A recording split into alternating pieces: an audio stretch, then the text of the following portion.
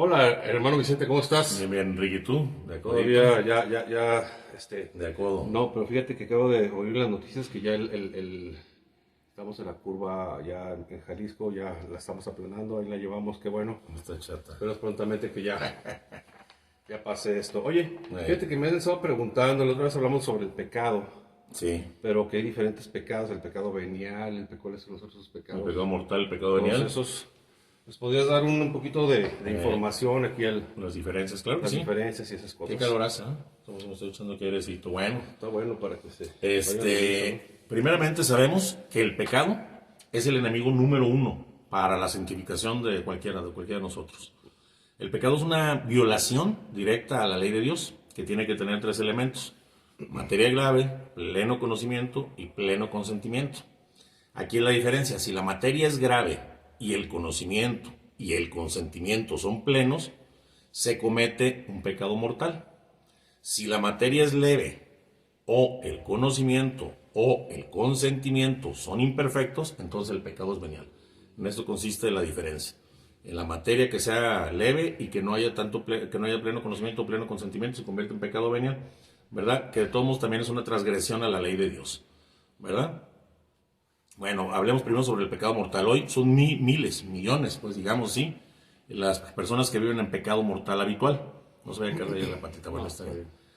Son muchos los que viven en pecado mortal habitual, que están llenos de preocupaciones y metidos en los negocios del mundo, bien metidos, empapados nada más en los negocios del mundo, con tremenda sed de placeres y sumidos en una ignorancia religiosa que hay ahorita actualmente, pues no piensan en el más allá, ¿verdad?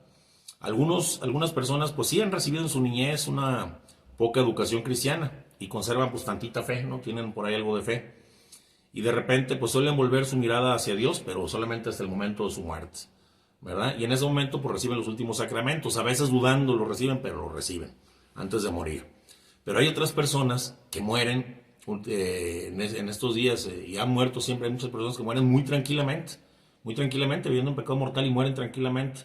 Y el único dolor que tienen en el momento de su muerte es dejar este mundo, en el que tienen puesto todo su corazón, sus ilusiones, sus esperanzas, ¿verdad? Estas son almas tullidas, llamémoslo así, almas tullidas, como el paralítico que estaba en la piscina, que nuestro Señor le ayudó a recuperar la salud, que estaba postrado y tenía 30 años postrado en la piscina. Pues así estas almas, si no viene nuestro Señor Jesucristo a mandarles que se levanten, estas almas corren el peligro de condenarse, ¿verdad? Si la muerte los sorprende así, bueno, su suerte será terrible para toda la eternidad.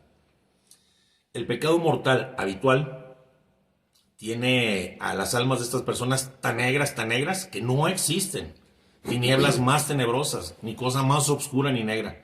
Fíjate que si Dios les permitiera a ellos ver, o nos permitiera ver a un alma cuando peca mortalmente, qué espantosa queda y qué ennegrecida queda con la oscuridad más grande que hay, yo creo que sería muy difícil que pecáramos nosotros o que estas personas volvieran a pecar. Ahora hay algo muy importante que debemos de saber: no todos los que viven en pecado mortal habitual tienen la misma responsabilidad delante de Dios. O sea, Dios no es como un juez de aquí que juzga todo exactamente igual, ¿no? Tienen diferente responsabilidad.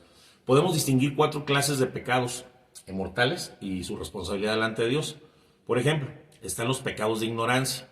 Hablamos de no una ignorancia total, porque si fuera una ignorancia total, pues no sería pecado, ¿verdad? Porque no habría cero consentimiento, cero conocimiento, pues no sería pecado.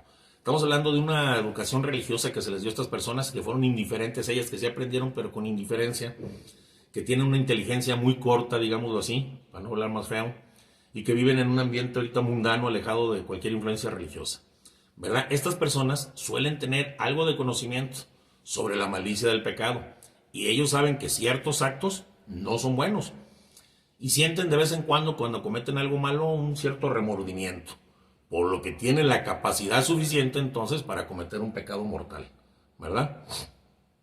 Ahora, pero su responsabilidad de estas personas es atenuada delante de Dios, porque por ejemplo, si han conservado ellos el horror a lo que es más pecaminoso, lo más grave, si su corazón, a pesar de las flaquezas que viven, se ha mantenido recto en lo fundamental, en lo básico, si han practicado por lo menos alguna devoción a la Virgen Santísima, que aprendieron de niños, ¿no? Que Dulce Madre, una Ave María, hayan practicado llevarle flores a la Virgen, eso lo aprendieron de niños. Si han practicado esto de repente, si se han abstenido, como hay otros pecadores más graves, de atacar a la religión directamente y atacar a los ministros como a los sacerdotes, y sobre todo si a la hora de su muerte pues ellos vuelven a Dios arrepentidos y con confianza en la misericordia divina, ellos serán juzgados por nuestro Señor Jesucristo con benignidad, ¿verdad?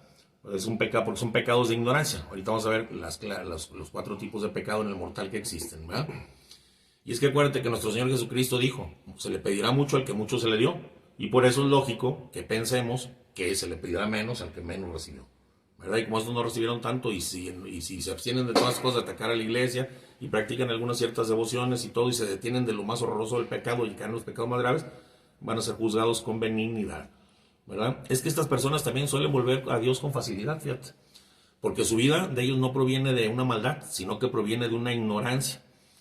Y a estas personas, por ejemplo, si algo los impresiona, como la muerte de un familiar, de un ser querido, de algún amigo, algún sermón de un sacerdote que escuchan por ahí, un ambiente religioso, de repente que acerquen a unas personas y vean que viven en un ambiente religioso, pues todo este tipo de cosas bastan para que ellos regresen a Dios, ¿verdad? Aunque lógicamente pues suelen regresar, pero como han vivido en ignorancia religiosa, van a continuar en ignorancia religiosa. Aquí sería que las personas que ayudaron a acercar a alguien que esté atento a ellos, pues los aliente para que se formen en la fe y eviten volver a caer nuevamente en pecado, ¿verdad? Vivir como habían vivido hasta ese momento, hasta el momento. Ahora, siguen los pecados de fragilidad. Los pecados de fragilidad, hay muchas personas que sí están instruidas en las cosas de Dios y que pecan continuamente y no pueden achacar entonces sus pecados a la ignorancia, como los primeros, ¿verdad? Pero tampoco estos pecan por maldad. Estos pues son gente débiles, con poca fuerza, fuerza de voluntad muy baja, están muy inclinados a los placeres, con una concupiscencia muy terrible, ¿verdad? Son irreflexivos, son perezosos para las cosas de Dios y son incluso hasta cobardes, podemos llamarlos cobardes en sus propósitos. ¿Por qué? Porque ellos lamentan mucho sus caídas, lamentan el haber caído y admiran a los buenos y quisieran ser como ellos, como los buenos, pero les falta coraje. Os digo que son cobardes, ¿verdad? Ahora, esto no los excusa de cometer el pecado, al contrario, son más culpables que los primeros que vimos, que pecan por ignorancia, porque estos pecan con mayor conocimiento, pero son más débiles que malos. Y alguien debe ayudar a estas personas, pues, exhortándolos a frecuentar los sacramentos, a reflexionar en que deben de huir de las ocasiones de pecado, y pues es la manera, pues, de ayudarlos a salir de esto. Luego siguen los pecados, que son los pecados de frialdad o indiferencia. Estos de pecados de frialdad o indiferencia son gente que no peca por ignorancia, como los primeros, ni tampoco les duele su conducta, como los segundos que vimos. Estos pecan sabiendo que pecan. Los que pecan de frialdad e indiferencia pecan sabiendo que pecan. Ahora, no hacen ese pecado para ofender a Dios directamente, ¿sí me explico? Sino lo que pasa es que no quieren renunciar a sus placeres. Y por eso pues no les preocupa que los actos que realicen puedan llegar a ser pecado, ¿verdad? Pecan con indiferencia, pecan sin remordimiento y muchas veces callan su propia conciencia, ¿verdad? Para que no los esté fregando, para que puedan pecar a gusto. La conversión de estas personas es mucho más difícil que las otras dos que vimos. ¿Por qué? Porque la infidelidad a la gracia de Dios, la indiferencia ante la razón, la mínima moralidad que tienen y el desprecio de los consejos que les dan las personas, todo esto va endureciendo su corazón y se necesita de un milagro para volverlas a estas personas al buen camino, ¿verdad? Si mueren así estas personas en pecado mortal, pues su suerte será terrible para toda la eternidad. Aquí lo más eficaz para estas personas, y se los digo por experiencia propia, lo más eficaz para estas personas que pecan porque no pueden abandonar los placeres, no por ofender a Dios por nada, porque no quieren renunciar y callan su conciencia, se los digo por experiencia propia que me pasó a mí, ¿verdad? Qué bueno que no morí en ese momento. Entonces, aquí lo más fácil sería conseguir que estas personas fueran a un retiro espiritual, con un grupo de personas, pues, de la misma profesión, del círculo con el que se mueven, ¿no? Del mismo círculo social. Y no es raro que estas personas acepten a ir, al menos por curiosidad, pues, para ver qué hay ahí o para ver qué es eso, ¿no? Y ahí, en esos retiros, los espera la gracia de Dios, por lo general, que los tumba del caballo, los baja del caballo como a San Pablo, y produce grandes conversiones en personas, y comienzan estas personas una vida de piedad y fervor. Se los digo por propia experiencia, porque yo fui a un retiro espiritual en los momentos más tristes de mi vida, que está a punto de condenarme, de divorciarme, muchas cosas terribles en mi vida, una experiencia terrible para mí, para mi familia, y en uno de esos me tumbó el Señor del caballo, en esos retiros, y yo fui por curiosidad, para ver qué era, por lo menos, y no nomás por curiosidad, fui incluso, Dios utilizó hasta esto para que yo fuera. Un primo me dijo, si vas a ese retiro, yo te lo pago, y te vas a divertir, son 3 días, y es aquí fuera y bien a gusto, y si sales y no sientes nada, te regalo 10,000 pesos. Eso fue hace más de 20 años, o por ahí, o 20 años. Hablando de unos 50,000. De unos 50,000, entonces dije, bueno, voy a ir a ver qué onda, voy con amigos que se juntan conmigo, nos pagó el retiro a todos, me voy a divertir, y de repente salgo, y si no me gustó, le digo, no me gustó, me da 50,000 pesos por un decir, o yo fui, pero el Señor me tumbó del caballo. Entonces por eso digo que estos retiros son muy buenos para estas personas. Ahora, La persona que haya invitado a una persona a este retiro espiritual, ya ha sido un sacerdote, algún instrumento para su conversión, debe velar sobre el convertido, estarle llamando, estar al pendiente, para asegurar de que aquella condición sea permanente. A mí me estuvieron vigilando, me estuvieron hablando, me estuvieron llevando. Luego entré a estudiar a espiritualidad interior, teología, por ahí tengo el título, luego lo ponemos. Y un montón de cosas, pero bueno, para la gloria de Dios, así en un retiro me cambió el Señor. Entonces es muy bueno eso. Y luego están los pecados de obstinación y malicia, ¿verdad? Estos pecados pues, son los más culpables y los más terribles. Porque esta gente que peca por obstinación y malicia no pecan por ignorancia como los primeros, no pecan por debilidad como los segundos, no pecan como indiferencia por los terceros. Estos pecan por malicia satánica y obsesión satánica, obstinación satánica.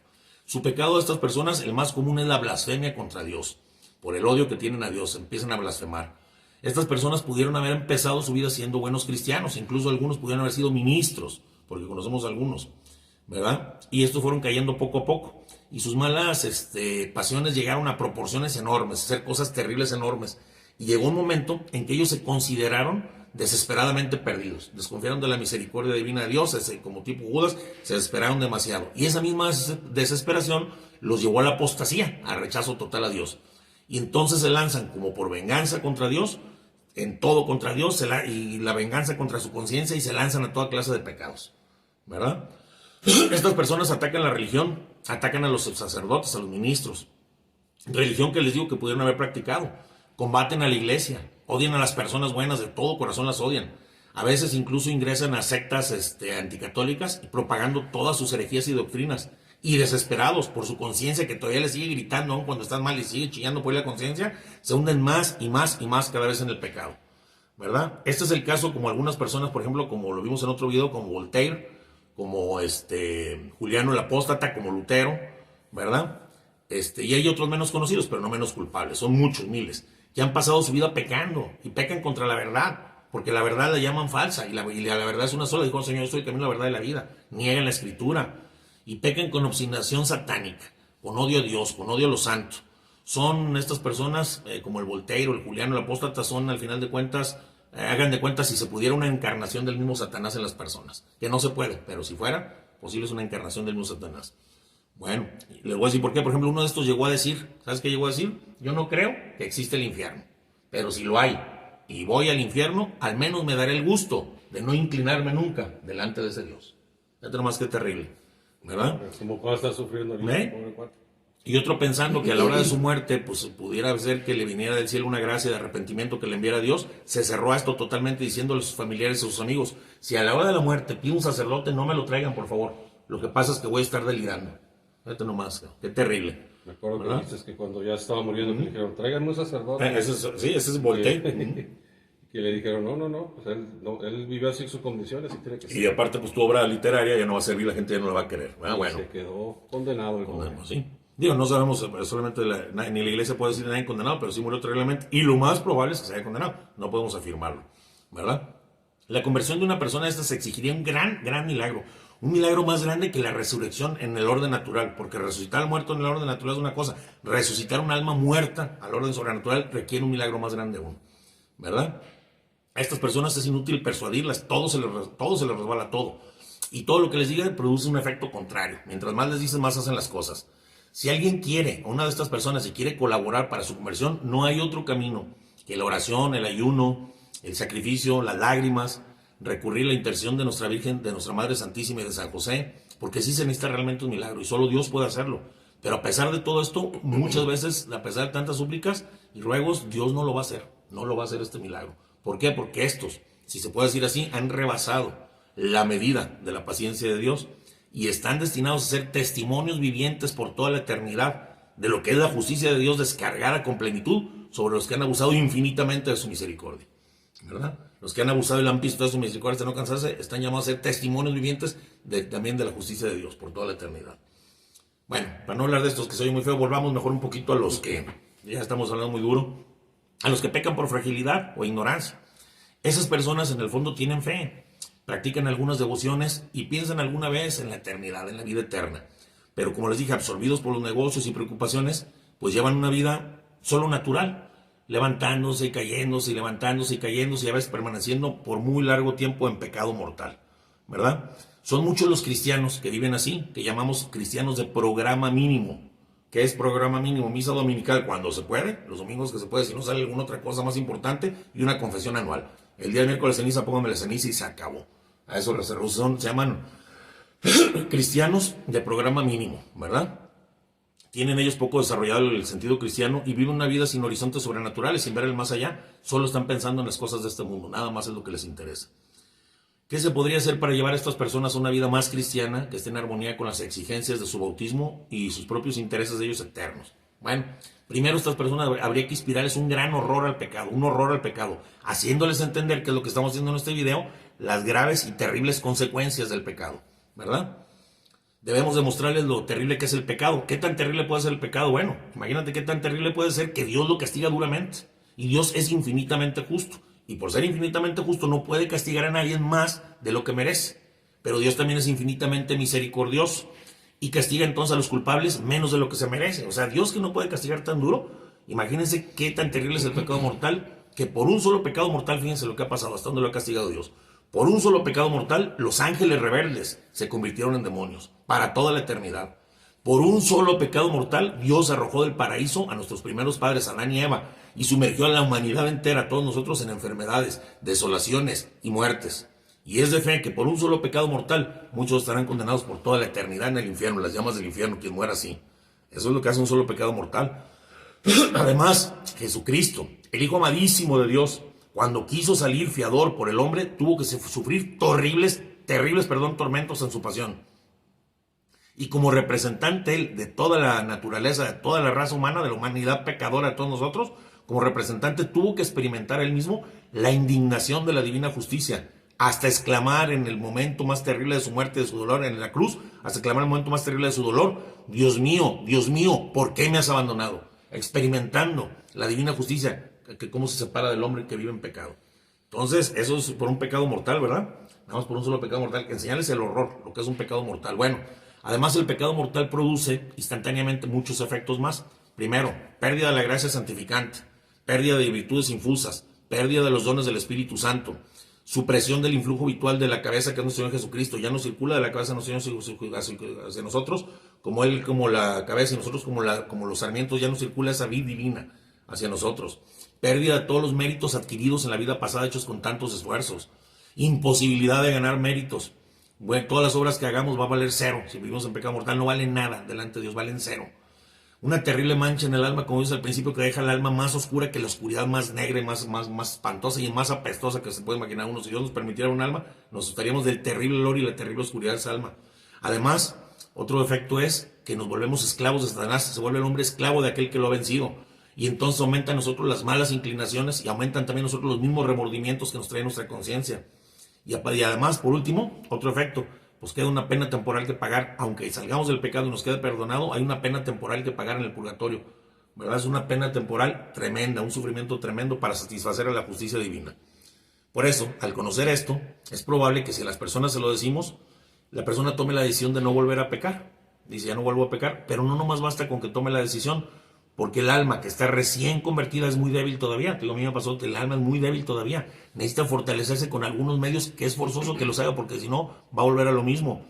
Hay que aconsejarle a estas personas que huyan totalmente de todas las ocasiones de pecado, que frecuenten mucho los sacramentos, la confesión, la Eucaristía, que eso los va fortaleciendo, que hagan examen de conciencia todos los días, que tengan una devoción a María Santísima, por ejemplo, el rezo del Santo Rosario, que tengan una devoción al Patriarca Casto y Puro San José, que traten de estar ocupados todo el día, que no estén ociosos porque vuelven a caer en pecado. Todo eso yo lo tuve que vivir, lo tuve que hacer para poder salir de ahí. Y que le pidan diariamente a Dios la gracia para no ofenderlo, ¿verdad? Bueno, eso es el pecado mortal. Vamos a ver del pecado venial, vamos un poquito más rápido por el tiempo, ¿verdad? El pecado venial, después del pecado mortal no hay nada más tremendo que debamos evitar con más cuidado que el pecado venial. Aunque sea mucho menos malo que el pecado mortal, el pecado venial está en la línea del mal moral, que es el mayor de todos los males que puede haber en el hombre, el mal moral. Ante este mal moral palidecen todas las males y todas las desgracias que puedan pasarnos humanamente hablando a nosotros. Y aún cualquier cosa que pudiera pasar en el universo que desapareciera. Es peor el mal moral de un solo pecado venial. Ni la enfermedad, ni la muerte se le pueden comparar a un pecado venial. Y ni las riquezas del mundo y el dominio de toda la creación pueden compensar la pérdida que ocasiona al alma un solo pecado venial. Porque también es terrible. Es menor que el mortal, pero también es terrible el pecado venial, ¿verdad? Vamos a ver las clases, las malicias del pecado venial y las consecuencias, algo así sobre el pecado venial, no los entrarnos un poquito, ¿verdad? La naturaleza, por ejemplo, del pecado venial, a diferencia del pecado mortal, se trata de una desviación y no de una aversión total hacia Dios, hacia el fin último que es Dios. Es una enfermedad, digamos, el pecado venial es una enfermedad y no es la muerte aún todavía, porque el pecado mortal es la muerte y el pecado venial hace cuenta que es la enfermedad antes de la muerte. El que peca mortalmente es como aquel que quiere llegar a su destino. Yo me quiero ir a Querétaro y me volteo de espaldas y volteo a ver hacia Tijuana y empiezo a caminar. Es el que vive en pecado mortal. Y el que vive en pecado, y pues no va a llegar nunca. El que vive en pecado venial, me quiero ir a Querétaro, pero volteo a ver hacia Veracruz y voy a dar un rodeo larguísimo para poder llegar a Querétaro. Rodeas mucho para llegar a tu destino y a la santidad, ¿verdad? O sea, se hace un rodeo sin perder la orientación, pero se hace un rodeo y se pierde mucho tiempo, ¿verdad? Ahora, ¿por qué son pecados? Se llaman pecados veniales y no pecados mortales. Bueno, por varias cosas. Uno, es una leve desviación. Como una pequeña mentira, por ejemplo, es leve, es una materia leve y es un pecado venial. Por eso decimos que la materia es leve. También por la pequeñez de la materia. Por ejemplo, hay pecados que son prohibidos, que no están permitidos. Pues, ningún pecado está permitido, ¿verdad? Están prohibidos. Pero por la pequeñez de la materia no son más que Los grados, ¿no? más que un ligero desorden. Por ejemplo, como el robarte una pequeña moneda, el robarte un billete de 20 pesos, 10 pesos, está prohibido. Pero por la pequeñez de la materia resulta siendo un pecado venial, no un pecado mortal, ¿verdad? También por la imperfección del acto, como vimos al principio, porque le falta pleno conocimiento o pleno consentimiento o la materia es leve. Entonces por eso se diferencian de los pecados mortales. Ahora una cosa muy importante, la multiplicación de los pecados veniales jamás van a sumar un pecado mortal. Pueden haber 1 millón de pecados mortales y no van a sumar un solo pecado mortal, no van a cambiar de especie. No se van a volver pecados mortales, pero un solo pecado venial sí se puede volver pecado mortal por varios motivos que vamos a ver. Primero, por la conciencia dudosa. Si me explico de la gravedad, no sé si es pecado mortal o no y lo cometo. Ya estoy cayendo en pecado mortal aunque fuera venial. Por la conciencia dudosa. Si me explico, porque nuestro corazón está dispuesto, no sabe si es mortal o no, pero lo comete. Entonces, por la conciencia dudosa. Por el peligro que nos lleva para caer en un pecado mortal, el mismo pecado venial. Por ejemplo, por el que se deja llevar de la ira, sabiendo que esta ira lo va a llevar a matar a alguien o a acabar mal con su familia, entonces ya puede ser un pecado mortal porque sabes que es la pata de la que coges y tú mismo te agarras de ahí, aunque sea pecado venial, puede convertirse en un pecado mortal, ¿verdad? Por el escándalo, por ejemplo, un sacerdote, o yo, o alguna gente que se supone que somos de la iglesia y nos ven metidos en un burdel de plan de mesa, el que más aplauda, y a lo mejor se metió por pura curiosidad, para ver, pero por el escándalo que provoca se convierte en un pecado mortal, aunque no tenga la intención de pecar mortalmente. Otra también por el desprecio de una ley que obliga levemente. Pues esto obliga levemente, no me importa, es poquito el pecado. Ahí caes en pecado mortal, porque estás despreciando una ley de Dios. Y también por acumulación de materia. Por ejemplo, el que comete varios robos, como dijo, en varios billetes de 20 pesos va a comprar robándolo hasta que hace, no sé, 100,000 pesos, llega una materia grave donde ya es un pecado mortal y ya se convierte el último en pecado mortal. O si desde el principio él tenía la intención de robarse 20 pesos diarios hasta llegar desde el primer robo ya, porque él ya tenía la idea de llegar a una cantidad grande. Si me explico, entonces un pecado venial se puede convertir en un pecado mortal. Veamos la malicia del pecado venial. Hay un abismo, lo vimos, tremendo entre el pecado mortal y el pecado venial. Pero aún así, el pecado venial es una ofensa contra Dios, porque es una desobediencia, una transgresión a sus leyes, y es una ingratitud de nuestra parte a aquel que todo nos ha dado. Por eso, Señor, pueblo mío, ¿qué te he hecho? ¿En qué te he ofendido? Respóndeme. ¿Sí me explico? ¿Por qué lo vamos a ofender? Se nos pone de un lado la voluntad de Dios. Aquí está la voluntad de Dios y la gloria de Dios. Y de otro lado, se nos ponen nuestros gustos y nuestros caprichos. Y preferimos por los gustos y los caprichos. No los preferiríamos si supiéramos que esto nos apartaría totalmente de Dios. ¿Sí? No los preferiríamos. Y en eso se distingue el pecado venial del mortal. En el mortal no te importa apartarte totalmente de Dios. El venial lo haces, es un pecado, es una ofensa grave. Pero si supieras que te apartaba para siempre de Dios, no lo cometerías, ¿verdad? Pero aún la falta de respeto en el pecado venial es muy, muy grave porque es a Dios a quien se le está ofendiendo, ¿verdad? Decía Santa Teresa, es como decir, Señor, aunque te pese, yo haré esto o aquello otro. Ya veo que tú lo ves y ya sé que tú no lo quieres y lo entiendo, pero más prefiero seguir mi antojo. Prefiero seguir mi antojo que tu propia voluntad. Y en esto dice la gente que hay poco. Pues a mí no me parece, por leve que sea, que hay poco. Sino, a mí no me parece por poco que se vea que hay poca culpa. Sino que a mí me parece que hay mucho, y muy mucho. Así decía Santa Teresa, sobre el pecado venial. Ahora veamos las clases de pecados veniales. Como vimos las clases de pecados mortales, también hay pecados veniales de fragilidad, cometidos sin pensar o con poca advertencia, o sea, con poco conocimiento o poca conciencia, ¿verdad? Estos no los podemos evitar del todo, nunca. Y Dios, que conoce el barro del que estamos hechos, pues se apiada fácilmente de nosotros. Estos son los pecados que decimos, el más santo peca 7 veces al día, no son mortales, son pecados de fragilidad veniales, ¿verdad? Aquí lo único que podemos hacer es tratar de disminuir el número de pecados hasta donde sea posible y evitar desalentarnos, muy importante. Porque el desalentarnos cuando peco, ay, ¿por qué pequé yo? ¿Y por qué fue caer yo? Es amor propio. ¿Se explico? Así, pues, ¿qué de raro tiene que la enfermedad sea enferma? Pues soy un pecador, ¿se explico? Entonces, no desalentarnos. Decía sobre esto, al respecto de esto, San Francisco de Sales. Aunque está bien, cuando caes en un pecado venial y te desesperas. Perdón, voy a tomar tantito, güey. Adelante. Cuando caes en un pecado venial y te desesperas, decía Francisco de Sales. Aunque está bien sentir disgusto y pesar de haber cometido algunas faltas, no ha de ser un disgusto agrio, enfadoso, picante y colérico.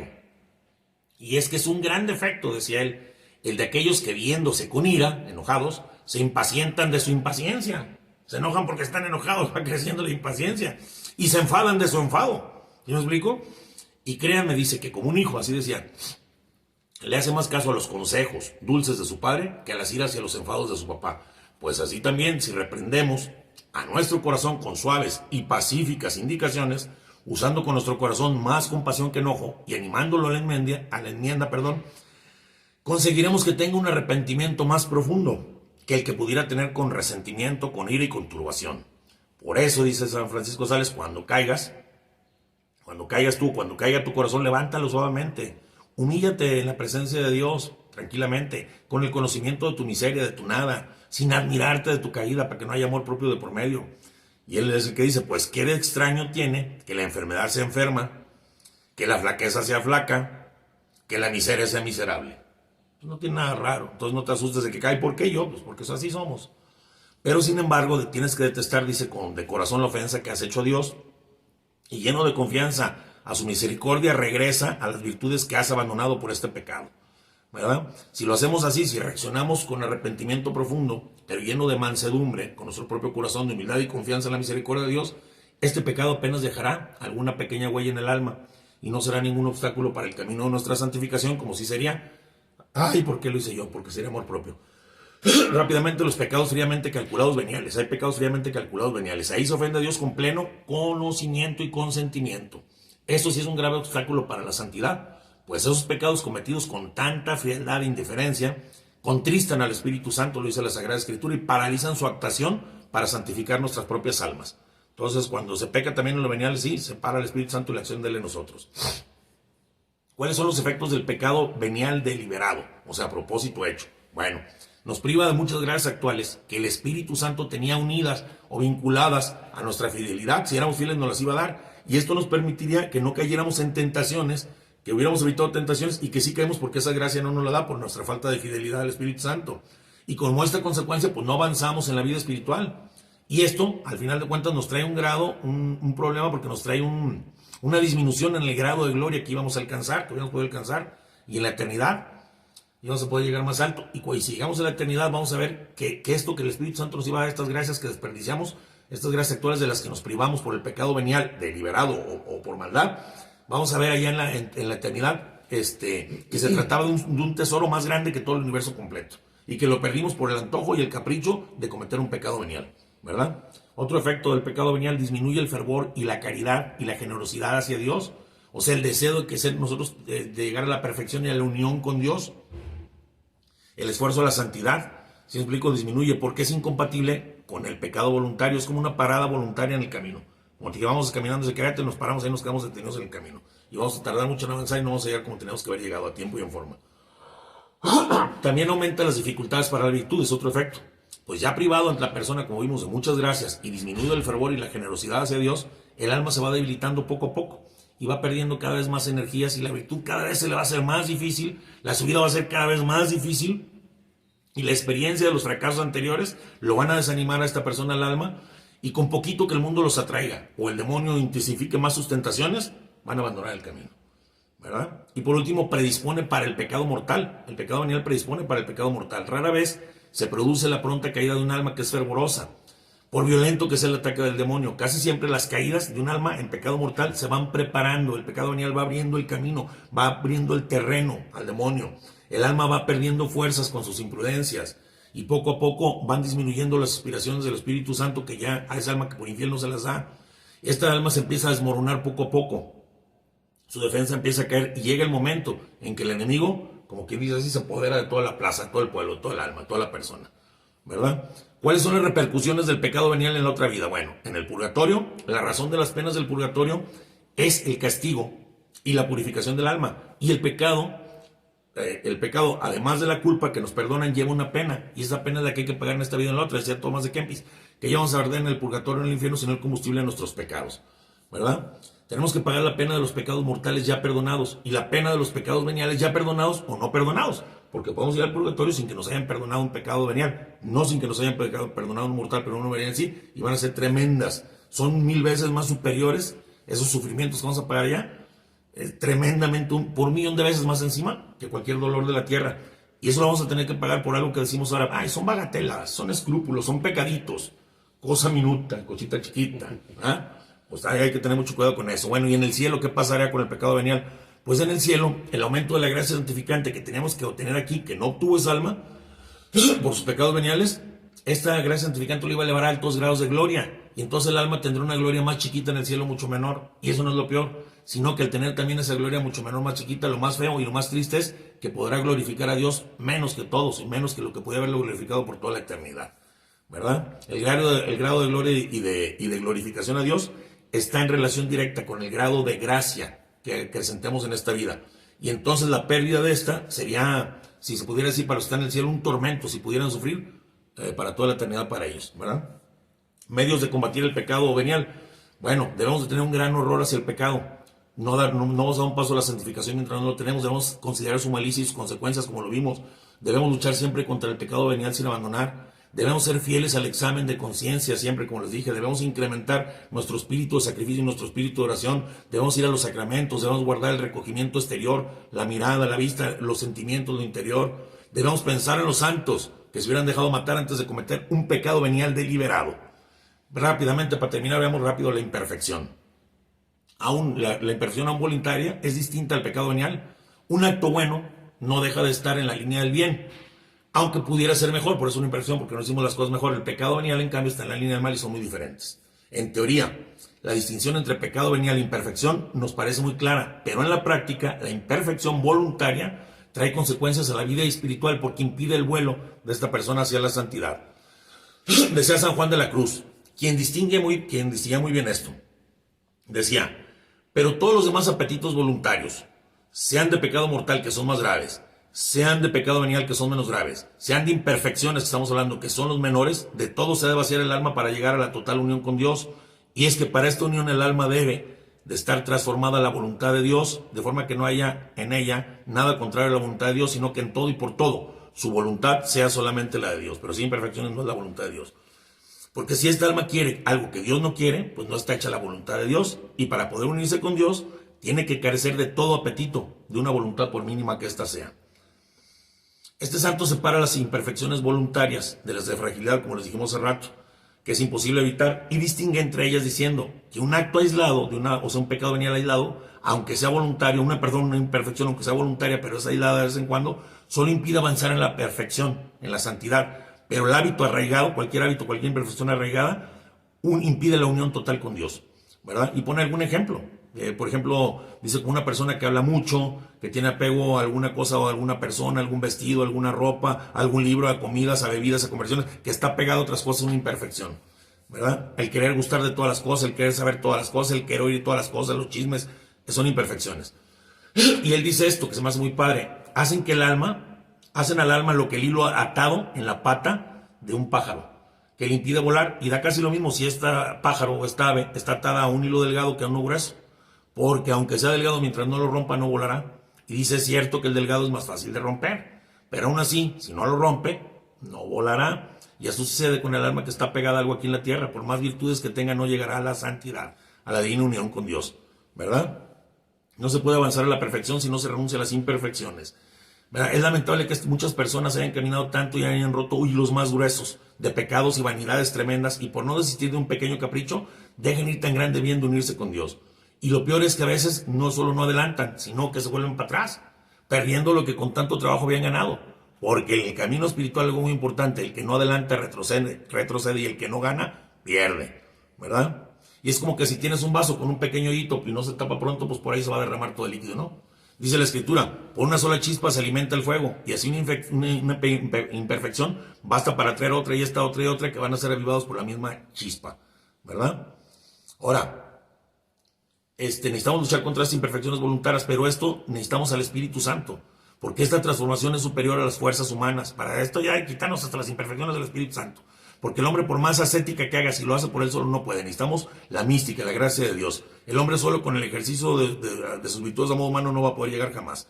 Va a ser imposible alcanzar la santidad, ¿verdad? La santidad es imposible fuera de la vida mística, ¿verdad? Por eso debemos dejarnos llevar por el Espíritu Santo siempre, sin resistencia, hasta la muerte. Hasta la muerte de nosotros mismos, y hasta la muerte natural, hasta la muerte de nuestros egoísmos, hasta la muerte de nuestros gustos y nuestros caprichos y nuestros apegos. Y debemos dejar de llevarnos por el Espíritu Santo a la plena transformación en Cristo, que Él nos transforma en Cristo, ¿verdad? Hasta que podamos decir, como decía nuestro hermano San Pablo, ya no soy yo quien vivo, sino es Cristo quien vive en mí. Y de eso se trata la vida espiritual. Ya casi se acaba y alcanzamos a terminar más o menos, para que te despidas. Muy bien, mis amigos. ¿Algún comentario, Enrique? Pues está muy bien esto de los pecados, ¿no? Y las imperfecciones, todo nos impide, aparte, nos aparta de Dios. Y pues muchos tienen la idea. Pero con el Espíritu Santo podemos. Muchos tienen la idea porque pues, que tuvieron alguna mala experiencia con un padre o algo así. Y por eso ya muchos se desilusionaron y ya no quieren ir a. Porque se llena al hombre y no a Dios. Se llena al hombre y no a Dios. Pues que no quieren ir a misa porque se sienten desilusionados o algo. Pero pues no todos los padres son iguales, ¿no? Oye, ¿te acuerdas de que decía nuestro Señor? Hagan lo que ellos les dicen, no lo que ellos hacen. ¿Se me explico? No tienes que hacer una cosa, bueno, si están diciendo la verdad. Como dicen, es que son sus representantes, sí. Entonces, si ellos son sus representantes, pues ellos tienen la obligación, ¿no?